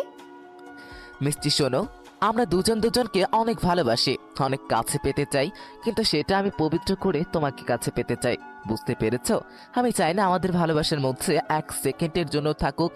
তবু যেটুকু করেছি এটাই অনেক করেছি, তাই না? হ্যাঁ ঠিক, এটাই আমিও তোমার কাছ থেকে এরকম কথাটাই আশা করছিলাম। আমি জানি তুমি সবার মতো না, তুমি একটু আলাদা, তাই তো আমি তোমাকে এতটা ভালোবাসি। তারপর আমি এভাবে মিষ্টির সঙ্গে অনেক কথা বলতে লাগলাম। রাত 2টা পর্যন্ত কথা বলে আমি কল কেটে দিয়ে ঘুমিয়ে গেলাম। পরদিন সকালবেলা ঘুম ভাঙলো মায়ের ডাকে। মা আমাকে বলতে লাগলো, কি রে শাহরিয়ার, আর কত ঘুমাবি? এবার তো ঘুম থেকে ওঠ, কলেজের সময় হয়ে যাচ্ছে না? এত রাত পর্যন্ত কি করিস সেটাই তো আমি জানি না। মা তুমি তাড়াতাড়ি করে খাবার রেডি করো, আর আমি ফ্রেশ হয়ে এখনই আসছি টেবিলে। বাবা কি চলে গেছে নাকি? তোর বাবা তো সেই সকালবেলায় চলে গেছে। এখন দেখেছিস কয়টা বাজে? সকাল 9:30 বাজে। এখনো কি তোর বাবা তোর জন্য বসে থাকবে নাকি? তারপর আমি তাড়াতাড়ি করে উঠে ফ্রেশ হয়ে নিলাম, আর ফ্রেশ হয়ে রেডি হয়ে খাবার টেবিলে চলে আসলাম। আমি খাবার খেয়ে তাড়াতাড়ি করে কলেজের উদ্দেশ্যে রওনা দিলাম। আমি কলেজে এসে দেখি রনি আর জনি আমাকে রেখেই চলে এসেছে, আর রনির সঙ্গে মিষ্টি কথা বলছে। কিন্তু মিষ্টি তো তেমন কারোর সঙ্গে কথা বলতো না, আজকে হঠাৎ রনির সঙ্গে কথা বলছে। কিছুই তো বুঝতে পারছি না। আমাকে দেখে মনে হয় ওরা কথার ধরন পাল্টে দিল। আমি মিষ্টির সঙ্গে আরও কিছু কথা বলে ক্লাস করতে লাগলাম। ক্লাস শেষ করে যে যার মতো বাসায় চলে আসলাম। বাসায় এসে ফ্রেশ হয়ে খাবার খেয়ে নিলাম। তারপর একটু রেস্ট নিয়ে বিকেলবেলা বের হলাম মিষ্টির বাসার সামনে যাব। আমি হাঁটতে হাঁটতে মিষ্টির বাসার সামনে চলে আসলাম। রনি, আমার কিন্তু অনেক ভয় করছে। শাহরিয়া যদি একবার জানতে পারে তাহলে কিন্তু অবস্থা হবে। সেটাও একবার ভেবে দেখেছো? তোমাকে আমি আমার সব কিছু দিয়েছি। তুমি বিয়ের আগে আমার শরীর চেয়েছো, সেটাও দিয়েছি। জান, আমাকে একটু আদর করতে দাও। আর শাহরিয়া এসব কোনো কিছু জানতে পারবে না। ও তো ছোট লোক, ওর কোনো যোগ্যতা আছে তোমার ভালোবাসার এরকম সুযোগ? আর অনেকবার দিও। আজকে কিন্তু অনেক মজা হয়েছে। হ্যাঁ, তোমাকেই তো দিব। তুমি ছাড়া আমার কি আছে বলো? কিন্তু শাহরিয়ার কি, আমি কিভাবে আমার কাছ থেকে সরিয়ে নেব সেটাই তো চিন্তা করে ভেবে পাচ্ছি না। শোন, শাহরিয়ার বাবা আর আমার বাবা কোম্পানিতে চাকরি করে। আর আমার জানা মতে শাহরিয়ার বাবার ব্যাংকে অনেক টাকার লোন আছে, যেটা শোধ করতে করতে জীবন শেষ হয়ে যাবে। আচ্ছা, তুমি তো রাজনীতি কি আর কখনো ছাড়বে না। আমি তোমাকে সব কিছুই তো দিয়েছি, তাহলে এবার রাজনীতি ছেড়ে দাও। আর আজকের দিনে যদি রাজনীতি না করি তাহলে কি করব? আমার দরকার অনেক পর, যেটা আমি রাজনীতি করে অনেক পেয়েছি। তাছাড়া বাবার অনেক টাকা, সেগুলো দিয়ে আমি উপরে উঠতে পারবো আমি। তাহলে কিন্তু তোমাকে 2 দিন পর একটা আইফোন কিনে দিতে হবে, না হলে কিন্তু আর কখনো আমার কাছে আসতে দেব না, বুঝতে পেরেছো? এদিকে আমি মিষ্টির বাসার সামনে এসে মিষ্টিকে কল দিলাম। প্রথমবার কলটা ধরতে পারলো না, কিন্তু দ্বিতীয়বার কল দেওয়ার পর মিষ্টি কল ধরলো। আর আমি বললাম, আজকে তো তোমার বাসায় কেউ নেই, আমি তোমার বাসার নিচে দাঁড়িয়ে আছি, একটু বারান্দায় আসো, তোমাকে এক নজর দেখবো। আমি তো এখন আর আসতে পারবো না, আমি গোসলে গেছিলাম, তাই তুমি এতক্ষণ তো ওয়েট করতে পারবে না। তাহলে আজকে চলে যাব, কালকে তো কলেজে দেখা হচ্ছেই আমাদের। আচ্ছা ঠিক আছে, তাহলে আমি বাসায় চলে যাই, তুমিও গোসল শেষ করে আমাকে কল দিবে, ঠিক আছে? এবার আমি কল কেটে দিয়ে বাসায় যেতে লাগলাম। আমি বাসায় এসে দেখি বাসায় অনেক লোকের ভিড়। আমি কোনো কিছুই বুঝতে পারছি না, হঠাৎ করে কি হয়ে গেল। একটু আগেই তো ভালো দেখে গেলাম আমি। ভিতরে গিয়ে দেখি ফ্লোরে বাবার লাশ পড়ে আছে। বাবা অ্যাক্সিডেন্ট করেছিল ট্রাকের সঙ্গে। তারপর আমি চিৎকার দিয়ে বাবাকে জড়িয়ে ধরে কান্না করতে লাগলাম। হঠাৎ করেই কি অবস্থা হয়ে যাবে, আসলে আমি এটা কখনোই ভাবতে পারিনি। বাবা আমাকে অনেক ভালোবাসতো। তারপর বাবার দাফন হয়ে মায়ের অবস্থা অনেক খারাপ হয়। আমিও 6-7 দিন কলেজে যাই না। সেদিন থেকে মিষ্টির সঙ্গে আর কোনো কথা হয় না। আজকে প্রায় 8 দিন পর কলেজে যাচ্ছি। আমি কলেজে এসে দেখি রনির হাত ধরে মিষ্টি বসে আছে। আমাকে দেখে রনি হাতটা ছেড়ে দিল। আমি যেতেই রনি আমাকে বলতে লাগলো, তো আঙ্কেলের জন্য আমারও অনেক কষ্ট হচ্ছে। এসব কষ্ট পেয়ে কি হবে বল? এখন তো তোকে সংসারটা দেখতেই হবে, তাই না? এখন তো আন্টি তুই ছাড়া আর কেউ নেই। আন্টিকে দেখার দায়িত্ব তো তোর। চল বাসায় যাই। তারপর আমি রনির সঙ্গে ক্লাসে চলে আসি, কিন্তু মিষ্টি একটা কথাও বলল না আমার সঙ্গে। আমি ক্লাসে এসে বসলাম, আর স্যার আমাকে এসে অনেক সান্ত্বনা দিলেন। তারপর স্যার রীতিমতো ক্লাস করাতে লাগলো। আমি ক্লাস শেষ করে বের হলাম, আর তখন মিষ্টি আমাকে বলতে লাগলো, শাহরিয়ার, আমি তোমার সঙ্গে কিছু কথা বলতে চাই। হয়তো তোমার একটু খারাপ লাগতে পারে, কিন্তু তবুও আমি না বলে থাকতে পারছি না। আসলে তোমার সঙ্গে আমার রিলেশন রাখাটা পসিবল হচ্ছে না। আমি ব্রেকআপ চাচ্ছি। তুমি কি বলছো এসব? আমার তো কোনো কিছুই মাথায় ঢুকছে না। আমি কি কোনো অন্যায় করেছি এটার জন্য তুমি আমাকে এরকম শাস্তি দিচ্ছ? তুমি আমাকে বকা দাও, সব কিছু করো, তবুও আমি মেনে নিতে পারবো না। কিন্তু তুমি আমাকে ছেড়ে কখনো যেও না, এমনিতেই অনেক টেনশনে আছি। আমি যেটা বলছি ঠিকই বলছি। আমি তোমাকে আর ভালোবাসতে পারবো না। আমি অন্য কাউকে ভালোবাসি এবং আমি তাকে নিয়েই থাকতে চাই। তোমার সঙ্গে আর কখনো চাই না। আমাকে ভালোবাসার কি যোগ্যতা আছে তোমার? তাছাড়া এখন তো তোমার কোনো কিছুই নেই। আমি তোমার সঙ্গে বিয়ে হলে কি না খেয়ে থাকবো বলো? তার জন্য আমার ব্রেকআপ লাগবে। এই বলে মিষ্টি তার মতো করে চলে যেতে লাগলো। আমি দূরে গিয়ে মিষ্টির হাতটা ধরে বললাম, আমাকে ছেড়ে যেও না। কিন্তু মিষ্টি আমাকে একটা থাপ্পড় দিয়ে চলে গেল। সবাই আমার দিকে তাকিয়ে আছে। তারপর আমিও আর কোনো কথা না বলে বাসায় চলে আসলাম। বাসায় এসে কোনো কিছুই ভালো লাগছে না, শুধু মিষ্টির কথাগুলো আমার কানে বাজছে। তারপর আমি মিষ্টির বাসার সামনে চলে আসলাম, আর মিষ্টির বাসার সামনে এসে নিচ থেকে বারবার কল দিতে লাগলাম, কিন্তু মিষ্টি আমার কোনো কলই ধরছে না। এইভাবে প্রায় রাত 10টা পর্যন্ত মিষ্টি বাসার সামনে দাঁড়িয়ে থাকলাম, আর আমি বাসায় চলে আসলাম। এইভাবে প্রায় সব সময় মিষ্টির বাসার সামনে দাঁড়িয়ে থাকতাম। মিষ্টি আমাকে সবকিছু থেকে ব্লক করে দেয়, আর আমিও ডিপ্রেশনে চলে যাই।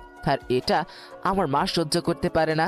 একদিকে বাবা হারিয়ে যাওয়ার কষ্ট, একদিকে প্রিয় মানুষটা হারিয়ে যাওয়ার কষ্ট। সব মিলিয়ে কেমন যেন হয়ে গিয়েছিলাম। আমি আর আমার অবস্থা দেখে আমার মাও অনেক চিন্তিত ছিলেন। তারপর সিদ্ধান্ত নিলাম এখন আর মিষ্টিকে বিরক্ত করব না, তাকে তার মতো করে থাকতে দিব। তারপর আমি কলেজে চলে আসলাম। আমি কলেজে এসে দেখি আজকে মিষ্টি কলেজে আসে নাই, আর আমিও চুপচাপ কলেজে ক্লাস করতে লাগলাম। আর কলেজে ক্লাস শেষে বাসায় ছিলাম। বাসায় এসে দেখি মা সোফায় একদিকে বসে আছে হেলান দিয়ে। আমি মাকে মাথা নিচু করে বললাম, না আসলে আমাকে ক্ষমা করে দাও, আমি আর কখনো তোমাকে কষ্ট দিব না। চলো আমি আর তুমি গ্রামের বাড়িতে চলে যাব, সেখানেই থাকবো। আমার আর এই শহরে থাকতে ভালো লাগছে না, আমাকে ক্ষমা করে দাও মা। কিন্তু মা কোনো রকম সারা শব্দ করলো না। তাই আমি মায়ের কাছে গেলাম, তারপর পা জড়িয়ে ধরলাম। কিন্তু মায়ের পায়ে এমন ঠান্ডা লাগছে কেন? তারপর আমি মাকে আমার দিকে ফিরালাম আর কপালে হাত দিলাম। হাতে নাড়ি চেক করলাম, কিন্তু কোনো কিছুতেই কাজ করছে না। আমি চিৎকার দিয়ে মাকে ডাকতে লাগলাম, কিন্তু মা আর কোনো সাড়া দিচ্ছে না। তারপর হঠাৎ করে আমি লক্ষ্য করে দেখলাম মায়ের হাতে ফোন। আমি ফোনটা বের করে দেখি একটু আগে মিষ্টির নাম্বার থেকে কল এসেছিল, আর কথা হয়েছে 10 মিনিটের মতো। তার মানে আমার বুঝতে বাকি রইল না মিষ্টি নিশ্চয়ই হয়তো মাকে উল্টাপাল্টা কিছু বলেছে। আমার মা ছিলেন হার্টের রোগী, একদিকে আমার টেনশন আর একদিকে বাবার হারিয়ে যাওয়ার কষ্ট। সবকিছু মিলিয়ে মা ছিলেন ডিপ্রেশনে, আর সেটারই সুযোগ নিয়েছে মিষ্টি। আমি রুম থেকে বের হলাম, মিষ্টির বাসার সামনে চলে আসলাম আর ভিতরে চলে গেলাম। মিষ্টির রুমের সামনে গিয়ে দেখি ভিতরে কেউ আছে, কিন্তু মিষ্টির বাবা মা কোথায় গেল? মিষ্টির মা কি চাকরি নিল? তাহলে হতে পারে। তখন ভিতর থেকে কিছু শব্দ ভেসে আসলো। জান, তুমি আমাকে যা সুখ দিচ্ছ, তোমার মতো করে আর কেউ আমাকে এভাবে সুখ দিতে পারবে না।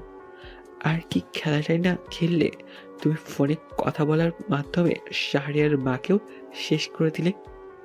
আচ্ছা তুমি কি করে জানো যে আন্টি হার্টের রোগী ছিল, যে আমি এসব কথা বললে আন্টি সোজা উপরে চলে যাবে? আর তাড়াতাড়ি মা বাসায় ফেরার সময় হয়ে গেছে। আরে আমি তো শাহরিয়ার বাসায় চলাচল করতাম, সে থেকে আমি জানতে পেরেছি। আর মাঝে মাঝে আন্টিকে আমি ওষুধের নাম দিতাম। আর আমি তো একদিন আমার বাবার কাছে বিচার দিয়েছিল, সেই থেকে ওনার প্রতি একটা জেদ কাজ করে। আর তোমারও রাস্তা ক্লিয়ার হয়ে গেল। আমি গিয়ে রনিকে মারতে লাগলাম, যেটার জন্য রনি মোটেও প্রস্তুত ছিল না। আমি কোমর থেকে ছুরি বের করে রনির পেটে ঢুকিয়ে দিলাম, তারপর মারতে লাগলাম। আর তখনই পুলিশের গাড়ির শব্দে পেলাম, তবুও আমি রনিকেই মারতে লাগলাম। আর কিছুক্ষণ পর জনের গলা শুনতে লাগলাম। তখনই রনি কাটা মুরগির মতো ছটফট করতে আমার সামনে মারা গেল। তারপর আমিও কোনো উপায় না পেয়ে সেখান থেকে পালিয়ে গেলাম। আর এভাবেই অনেক দিন পালিয়েছিলাম। আর এলাকার একটা বড় ভাইয়ের সঙ্গে আমার আগে থেকেই পরিচয় ছিল, উনি আমাকে সাপোর্ট দেওয়া শুরু করলো। তারপর থেকে একে একে বিনা কারণেই অনেককেই খুন করতে লাগলাম, আর সেই থেকে হয়ে গেলাম একজন দাদা ভাই।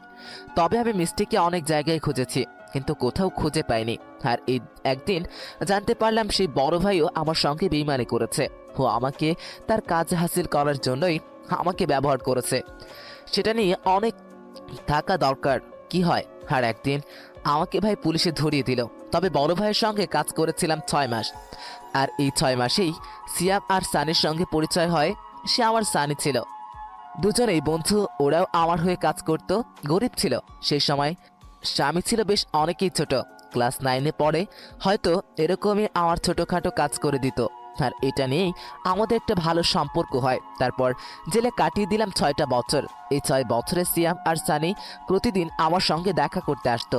আর ওদেরকে আমি সবসময় আইডিয়া দিতাম কি করে লোক সংখ্যা বাড়ানো যায়। আর ওরাও আমার কথা মতো কাজ করতে লাগবে। আর বাকিটা তো তোমরা জানোই। তবে আমার যা কিছু হয়েছে সবকিছু সে আমার সানির জন্য। ওরা না থাকলে হয়তো আমি এত সহজে সবকিছু পেতাম না। এই যে এত সব লোক আমাকে ভালোবাসে, সবকিছু সিয়াম আর সানির জন্য। বাস্তবে ফেরা যাক। আমি সবার দিকে তাকিয়ে দেখি সবাই কান্না করছে। আর তখনই ফজরের আজান দিতে লাগলো। আর আমিও চোখ মুছে নিলাম।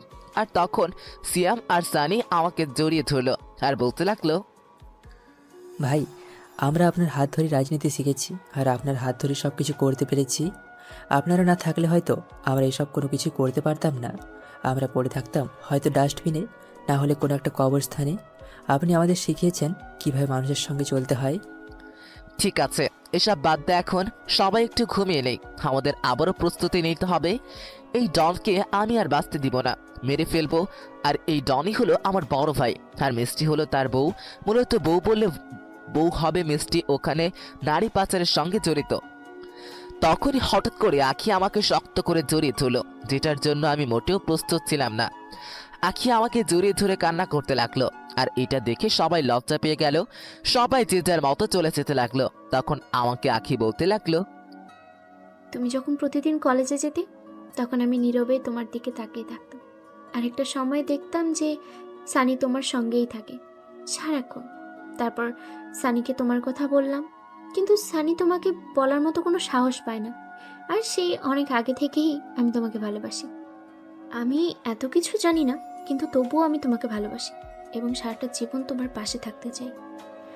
প্লিজ আমাকে ফিরিয়ে দিও না, আমি কখনো তোমাকে ছেড়ে যাব না। আমার শেষ নিঃশ্বাস পর্যন্ত আমি তোমার পাশে থাকবো। একটা সুযোগ দাও। এখন বাসায় চলে যাও, বাসায় গিয়ে চুপচাপ ঘুমাবা। সারা রাত একটু ঘুমাতে পারো নাই আমার জন্য, এই জন্য বলেছিলাম না শোনার জন্য। আমি কিন্তু আমার উত্তরটা পেলাম না। আমি আমার উত্তরটা না পেলে আমি এখান থেকে একটুও যাব না। আমার এভাবেই তোমাকে জড়িয়ে ধরে থাকতে ভালো লাগছে। এটা আমার একটা স্বপ্ন ছিল, তোমার বুকে কান্না করবো জড়িয়ে ধরে। আসলে আমিও তোমাকে কখন ভালোবেসে ফেলেছি সেটা আমি নিজেও জানি না। যদি একটু দেখাই এটা ভালোবাসা হয়। হ্যাঁ, আমি তোমাকে অনেক ভালোবাসি। যাও বাসায় চলে যাও, আমি সানিকে বলে দিচ্ছি, ও তোমাকে বাসায় নামিয়ে দিয়ে আসবে। তাহলে তুমি আমাকে কথা দাও, তুমি আমার জন্য নিরাপদ থাকবে। তোমার কিছু হয়ে গেলে আমি বাঁচতে পারবো না, আমিও কিন্তু মরে যাব। আমার কিছুই হবে না, তুমি এখন বাসায় চলে যাও। বাসায় গিয়ে ঠিকমতো খাওয়া দাওয়া করবে আর ঘুম দিবে। আজকে কলেজে যাওয়ার কোনো দরকার নেই। তারপর আমি সানিকে বলে দিলাম আখিকে বাসায় নামিয়ে দেওয়ার জন্য। তারপর রাখি আমাকে বিদায় দিয়ে চলে গেল, আর আমিও ফ্রেশ হয়ে কফি খেয়ে নিলাম। আর তখনই আমার ফোনে একটা কল আসলো। আমি ফোনটা হাতে নিয়ে দেখি আননোন নাম্বার। আমি ফোনটা রিসিভ করলাম, আর তখন ওপাশ থেকে বলতে লাগলো, কিরে দাদাভাই, তুই নাকি ফিরে এসেছিস আবারও, আর আমার ব্যবসায় তুই নাক গলাচ্ছিস? তা তুই চলে আয়, তোকে দেখার খুব ইচ্ছে করছে। এখন কি আগের মতোই আছিস নাকি পাল্টে গেছিস? তোর সঙ্গে তো আমারও অনেক দেখা করার ইচ্ছে রে। আসছি, খুব তাড়াতাড়ি আসছি, তুই রেডি থাক। আজকে হয়তো তোর জীবনের শেষ দিন। তুই আমার এত বড় ক্ষতি করলি। তুই আমার নারী পাচার করা ব্যবসাটা বন্ধ করলি, অস্ত্র পাচার করা ব্যবসাটা বন্ধ করলি। এগুলো সব পুলিশের কাছে ধরা খেয়ে গেছে। তোকে যে আমি কি করব সেটাই আমি বুঝতে পারছি না। তোকে আমি সেই সময় জেলের মধ্যে মেরে ফেলা উচিত ছিল। তোকে যে কেন আমি সাপোর্ট করতে গিয়েছিলাম আগে, এটাই হয়েছে আমার মস্ত বড় ভুল। তোর কারণে আমি মাফিয়া হয়েছিলাম, আর এখন আমি তোকে এই দেশ থেকেও বিলুপ্ত করে দিব। আর তোর সঙ্গে যে কাজ করে পার্টনার হিসেবে মিষ্টি, তাকে তো কি করব এটা আমি নিজেও জানি না। তা আমি জানতে পারলাম রনি নাকি তোর ভাই ছিল, তবে সেটা কেউ জানে না। হ্যাঁ, রনি আমার ছোট ভাই ছিল। আমি চেয়েছি তোকে ব্যবহার করে আমি অনেক উপরে উঠব, তারপর তোকে আমি নিজেই মেরে ফেলবো, আমার ছোট ভাইয়ের প্রতিশোধ নেব, কিন্তু সেটা আর হলো না। আসলে মানুষ কতটা নিচে নামতে পারে এটা তোকে না দেখলে হয়তো বুঝতেই পারতাম না। যে মেয়েটাকে রনি নষ্ট করলো, আর সেই মেয়েটাকেই তুই নষ্ট করলি। আরে তোর কথা শুনে আমার হাসি পাচ্ছে। এরকম মেয়ে তো আমার কাছে অনেক আছে। আমি একটা অফার দিচ্ছি, আমাদের মধ্যে যা হয়েছে সব কিছু ভুলে যা। আমিও সব কিছু ভুলে যাচ্ছি, বিনিময়ে তুই আমার সঙ্গে কাজ করবি। আমি তোর সঙ্গে কাজ করব এটা তুই ভাবলে কি করে? তুই রেডি থাক, আমি আসছি খুব তাড়াতাড়ি আসছি। তুই দেশের মানুষের অনেক ক্ষতি করেছিস, আর ক্ষতি করতে দিব না। এই বলে আমি কল কেটে দিলাম। তারপর আমি সিয়ামকে ডাক দিলাম। আরে তখন সিয়ামকে আমি জিজ্ঞেস করলাম, আচ্ছা সিয়াম, আমাদের কাছে কি কি জিনিসপত্র আছে, আর আমাদের মোট কতজন লোক আছে এটা আমাকে বলতো। ভাই, আমাদের এখানে প্রায় 55 জন লোক রয়েছে, যেটা ডনের তুলনায় অনেক কম। এগুলো সবাই আমাদের ভাই ব্রাদার, আর অস্ত্রের মধ্যে মোটামুটি আছে। ঠিক আছে, তুই চিন্তা করিস না, আর বুদ্ধি থাকলে এত লোকের দরকার হবে না, বুঝতে পেরেছিস? আমাদেরকে টেকনিক করে কাজ করতে হবে। আমি তোকে যে কাজটা দিয়েছিলাম ওই কাজটা করেছিস? যে ফাইলগুলো পুলিশ কমিশনারকে দিয়ে দিতে বলেছিলাম ওই ফাইলগুলো দিয়েছিস? হ্যাঁ ভাই, আমি ফাইলগুলো কমিশনারের কাছে পাঠিয়ে দিয়েছি, আর কমিশনার অলরেডি মাঠে নেমে পড়েছে। ফোর্স নিয়ে ডনের এখন মাথায় হাত দেওয়া ছাড়া কোনো উপায় নেই। আপনি টিভিতে নিউজ দেখেন, লাইভে নিউজ হচ্ছে। আর ডি বিভাগের মধ্যে প্রায় 5টি বিভাগ থেকে মাফিয়াকে উচ্ছেদ করা হয়েছে। সকল কিছুই হয়েছে শুধুমাত্র আপনার জন্য। ঠিক আছে, তুই সবাইকে প্রস্তুত হতে বল। আর বুঝতে পারছিস আমরা এখন যে খেলাটা খেলতে যাচ্ছি এটা কিন্তু অনেক ক্রিটিক্যাল একটা খেলা, তাই সাবধানে, এখানে আমাদের জয় হতে হবে। তারপর আমি কমিশনারকে কল দিলাম। কিছুক্ষণ কল হওয়ার পর কমিশনার কল ছিল আর আমি বলতে লাগলাম, স্যার আসসালামু আলাইকুম, আমি দাদা ভাই বলছিলাম, আপনার সঙ্গে কিছু কথা ছিল, আপনি কি এখন ফ্রি আছেন? হ্যাঁ, তোমাকে আমি চিনতে পেরেছি, তোমার নাম্বার আমার ফোনে সেভ করা আছে। তোমাকে পুলিশ ডিপার্টমেন্ট থেকে পুরস্কৃত করা হবে, যেটা আমরা এতদিন ধরে করতে পারছিলাম না সেটা তুমি করিয়ে দেখিয়েছো। তবে তুমি কিছু কাজ ভুল করেছো। তুমিও সবগুলো লোককে না মেরে আমাদের কাছে তুলে দিতে, তাহলে আর একটু সুবিধা হতো। স্যার আপনারা তো ওদের কিছুই ছিঁড়তে পারলেন না, আর সমাজে এগুলো ছিল আগাছার মতো, তাই এগুলো আমি ছাঁটাই করে দিলাম। আর সেই জন্য আপনি আমাকে কথা বলছেন, চাইলে আপনাকে মেরে ফেলতে পারি, আপনি আমার কিছুই করতে পারবেন না। আমি আইনকে অনেক শ্রদ্ধা করি, সম্মান করি, এই জন্য আমি সব রিপোর্ট আপনার কাছে পাঠিয়েছি, না হলে কিছুই করতাম না। আমি সেটা জানি এবং আমি তোমাকে বিশ্বাসও করি। এখন তোমার যে অবস্থা, সকল লোক তোমার দিকে যাচ্ছে, তুমি প্লিজ নতুন করে আর মাফিয়া টিম তৈরি করবে না। স্যার আমাকে নিয়ে আপনার ভাবতে হবে না, আমি আমারটা খুব ভালো বুঝতে পারি, আর আমি মাফিয়া থাকবো কিনা এটা শুধুমাত্র আমার ব্যাপার, এটা নিয়ে আপনার মাথায় ঘামাতে হবে না।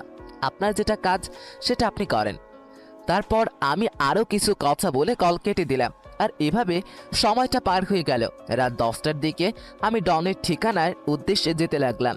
আর কিছুক্ষণ পর সেখানে পৌঁছে গেলাম। আমি সবাইকে আমার প্ল্যান অনুযায়ী সাজিয়ে দিলাম। তারপর আমি একা ভিতরে যেতে লাগলাম। আর তখনই দুইটা ছেলে এসে আমাকে চেক করতে লাগলো। তারপর আমি তাদের সঙ্গে ভিতরে চলে গেলাম। ভিতরে যেতেই দেখি ডন বসে আছে, আর আমাকে দেখেই বলতে লাগলো, আসেন, মাই ওয়েলকাম টু আমার সাম্রাজ্য। আপনার জন্যই তো আমি বসে বসে অপেক্ষা করছি। আপনার সাথে আমার কত হিসাব বাকি আছে। কে আছিস বসতে দে। আমি চেয়ারে পায়ের উপরে পা তুলে বসলাম। আর তখনই পাশে দেখতে পেলাম একটা মেয়ে শুয়ে আছে, আর একটা ছেলে তার সঙ্গে অসভ্যতা করছে, কিন্তু মিষ্টি কিছুই বলছে না। আমি নিচের দিকে তাকিয়ে রইলাম। আর তখন ডন আমাকে বলতে লাগলো, আরে এটা দেখে তুই লজ্জা পেয়ে গেছিস? আমার তো সন্দেহ হচ্ছে, এত বড় হলি কিভাবে? এটুকুতে যদি তোর এই অবস্থা হয়ে যায়, এটা তো মাত্র সামান্য। যে লোকটা এইসব করছে না, তিনি হলো চৌধুরী থেকে আসা ইমরান। ওর সাথে আমি একসাথে ব্যবসা করি, তাই একটু মজা করছে। কুত্তার বাচ্চা, তোর জন্য সমাজের কত ছেলে নষ্ট হচ্ছে, তোর জন্য কত বাবা মা তার মেয়েকে হারাচ্ছে, ভাই তার বোনকে হারাচ্ছে, প্রিয় মানুষকে হারাচ্ছে, তার কি একটু খারাপ লাগে না? না, আমার একটুও খারাপ লাগছে না। আমি চাই টাকা আর মেয়েদের সাথে মাস্তি। বুঝতে পারছিস তুই? আমার সঙ্গে কাজ কর, তোর জন্য ভালো হবে। আমি এই কথা শুনতেই ডনের গায়ে লাথি মারলাম, আর ডন পড়ে গেল। আর তখন কয়েকটা ছেলে মিলে ডনকে তুললো। আর তখন ডন আমাকে বলতে লাগলো, তোর অনেকবার বেড়ে গেছে তাই না? এই ওর মনের মানুষটাকে নিয়ে আয়, আমাদের দাদাভাই অনেক ভালোবাসে। তখনই ওরা কোথা থেকে আখিকে নিয়ে আসলো। আখির গালে চাপ্পরের দাগ বোঝা যাচ্ছে, ঠোঁট ফেটে রক্ত বের হচ্ছে। আর তখন আমি বললাম, তোর যা করার আমাকে কর, তবুও আখিকে ছেড়ে দে, আমার কারণে তাকে শাস্তি দিস না প্লিজ। তোর সঙ্গে শুধু আমার শত্রুতা, আমি তোর কাছে হাত জোর করে বলছি। না, তুই শাহরিয়ারের গায়ে হাত দিস না, আমাকে মার, তবুও শাহরিয়ারের গায়ে কোনো আঘাত করিস না প্লিজ। তখনই কয়েকজন মিলে আমাকে মারতে লাগলো। এক সময় আমি সহ্য করতে না পেরে মাটিতে পড়ে গেলাম। আর তখনই চারদিক থেকে গুলির শব্দ আসতে লাগলো, আর ছেলেগুলো আমাকে রেখে তাদেরকে গুলি করতে লাগলো। এদিকে আমি উঠে আখের কাছে চলে আসলাম, আর আখি আমাকে কান্না করতে করতে শক্ত করে জড়িয়ে ধরলো। আর আমি আখের কপালে চুমু দিয়ে আবার শক্ত করে জড়িয়ে ধরে বলতে লাগলাম, কিছুই হয়নি, আমি ঠিক আছে, তুমি ঠিক আছে তো? চলো আগে তোমাকে এখান থেকে বের করি, তারপর আমি ওদেরকে দেখছি। তারপর আমি আখিকে নিরাপদ জায়গায় রেখে আসলাম। আর আমি দেখতে পেলাম মিষ্টি পালিয়ে যাচ্ছে। আমি কি দৌড়ে ধরলাম, আর সিয়ামকে মাইক্রোফোনে বললাম, সিয়াম ডনকে ধরে গোডাউনে আগুন জ্বালিয়ে দে, আর খেয়াল রাখ যেন কেউ এখান থেকে বাঁচতে না পারে, বম ব্লাস্ট কর তাড়াতাড়ি। ঠিক আছে ভাই। তারপর আমি রিমোটে চাপ দিলাম, আর সাথে সাথে ব্লাস্ট হলো। আর আমি ডনকে গিয়ে মারতে লাগলাম। আর কিছুক্ষণ পর সানি পুলিশ সেনাবাহিনী নিয়ে হাজির হলো।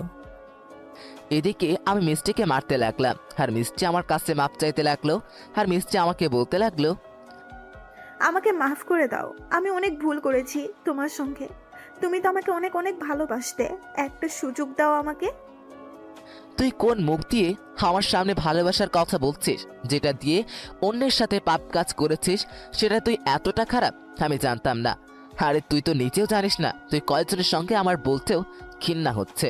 ছি, একটা মেয়ে হয়ে অন্য একটা মেয়েকে পাচার করছিস, এটা লজ্জা হচ্ছে না তোর? ওই মেয়েগুলো তো কারো না কারো আপনজন ছিল।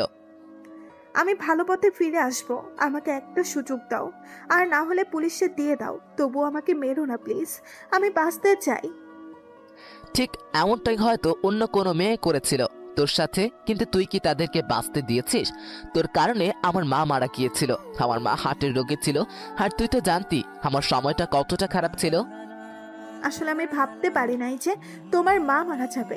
আমাকে রনি শিখিয়ে দিয়েছিল, তাই আমি এমনটা করেছি। আমি ভেবেছিলাম তোমার মাকে এসব কথা বললে হয়তো তোমাকে বকা দিবে, তুমি আমার থেকে সরে আসবে। তুই এগুলো অন্যায় করেছিস যেটা তোকে আর বাঁচতে দিবে না। তোকে মেরে যদি আমার ফাঁসিও হয় তবুও ভালো। এই বলে আমি গুলি করে দিলাম আর মিষ্টি শর্টফট করতে করতে মারা গেল।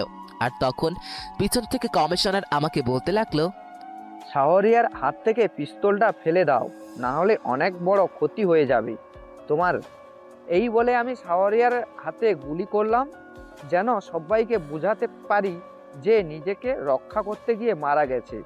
এই বলে কাছে আসলাম আর রুমাল দিয়ে শাহরিয়ার হাত বেঁধে দিলাম। আর তখন শাহরিয়ার বলল, স্যার আমি আমার জন্য এটা করলেন, এই জন্য যদি আপনার কিছু হয় তখন কি করবেন স্যার? ভালো কাজের জন্য একটু এদিক সেদিক করলে কিছু হয় না। তুমি ছাড়া কারোর ক্ষমতা ছিল না ডনকে ধ্বংস করার জন্য। একজন ডিপার্টমেন্টে তোমাকে সকল মামলা তুলে নিয়ে আর তোমার শিক্ষাগত যোগ্যতা অনুযায়ী তোমাকে ডিবি পুলিশের সিক্রেট এজেন্ট হিসেবে নির্বাচন করেছি। এই যে তোমার ফাইল, এখানে তোমার সব কিছু রয়েছে, কালকের থেকে জয়েন করতে পারো তুমি। ধন্যবাদ স্যার, আর সরি আপনার সঙ্গে এমন খারাপ ব্যবহার করার জন্য। আর সবকিছু সম্ভব হয়েছে শুধুমাত্র আপনার জন্যই। তারপর আমি আখিকে নিয়ে চলে আসলাম আর সেদিন আমার আর আখির সঙ্গে বিয়েটা হয়ে গেল। আর আমি এখন দাঁড়িয়ে আছি বাসর ঘরে সামনে। আর তখন সিয়াম বলতে লাগলো, ভাই এত সুখবর একসাথে ভালো লাগলো, কিন্তু কত ইচ্ছে ছিল আপনার বিয়ে হবে ধুমধাম করে, আর আজকে কিনা বিয়ে হলো শুধুমাত্র কাজী ডেকে এনে। এটা কি ভালো কাজ হলো বলেন? তোর ভাবি ধুমধাম করে বিয়ে করতে না বলেছে, বুঝতে পারলি? না হলে 2 দিন পর বিয়ে করতাম। আর আমার শালা কই? এই তো শালা, এদিকে আসো। হ্যাঁ, এখন তো আমি শালা আর আপনি দুলা ভাই। তাহলে এখন ভেতরে যাবেন? আগে টাকা, তারপর বিয়ে, না হলে ভেতরে যাওয়া লাগবে না। ভিতরে না যেতে দিলে তোর বোন কষ্ট পাবে, এতে আমার কি দোষ বল? আমার তো কোনো কিছুই হবে না, কি বলিস সিয়াম? এই বলে আমি দুজনকে ধাক্কা দিয়ে রুমে ঢুকিয়ে দরজা লাগিয়ে দিলাম।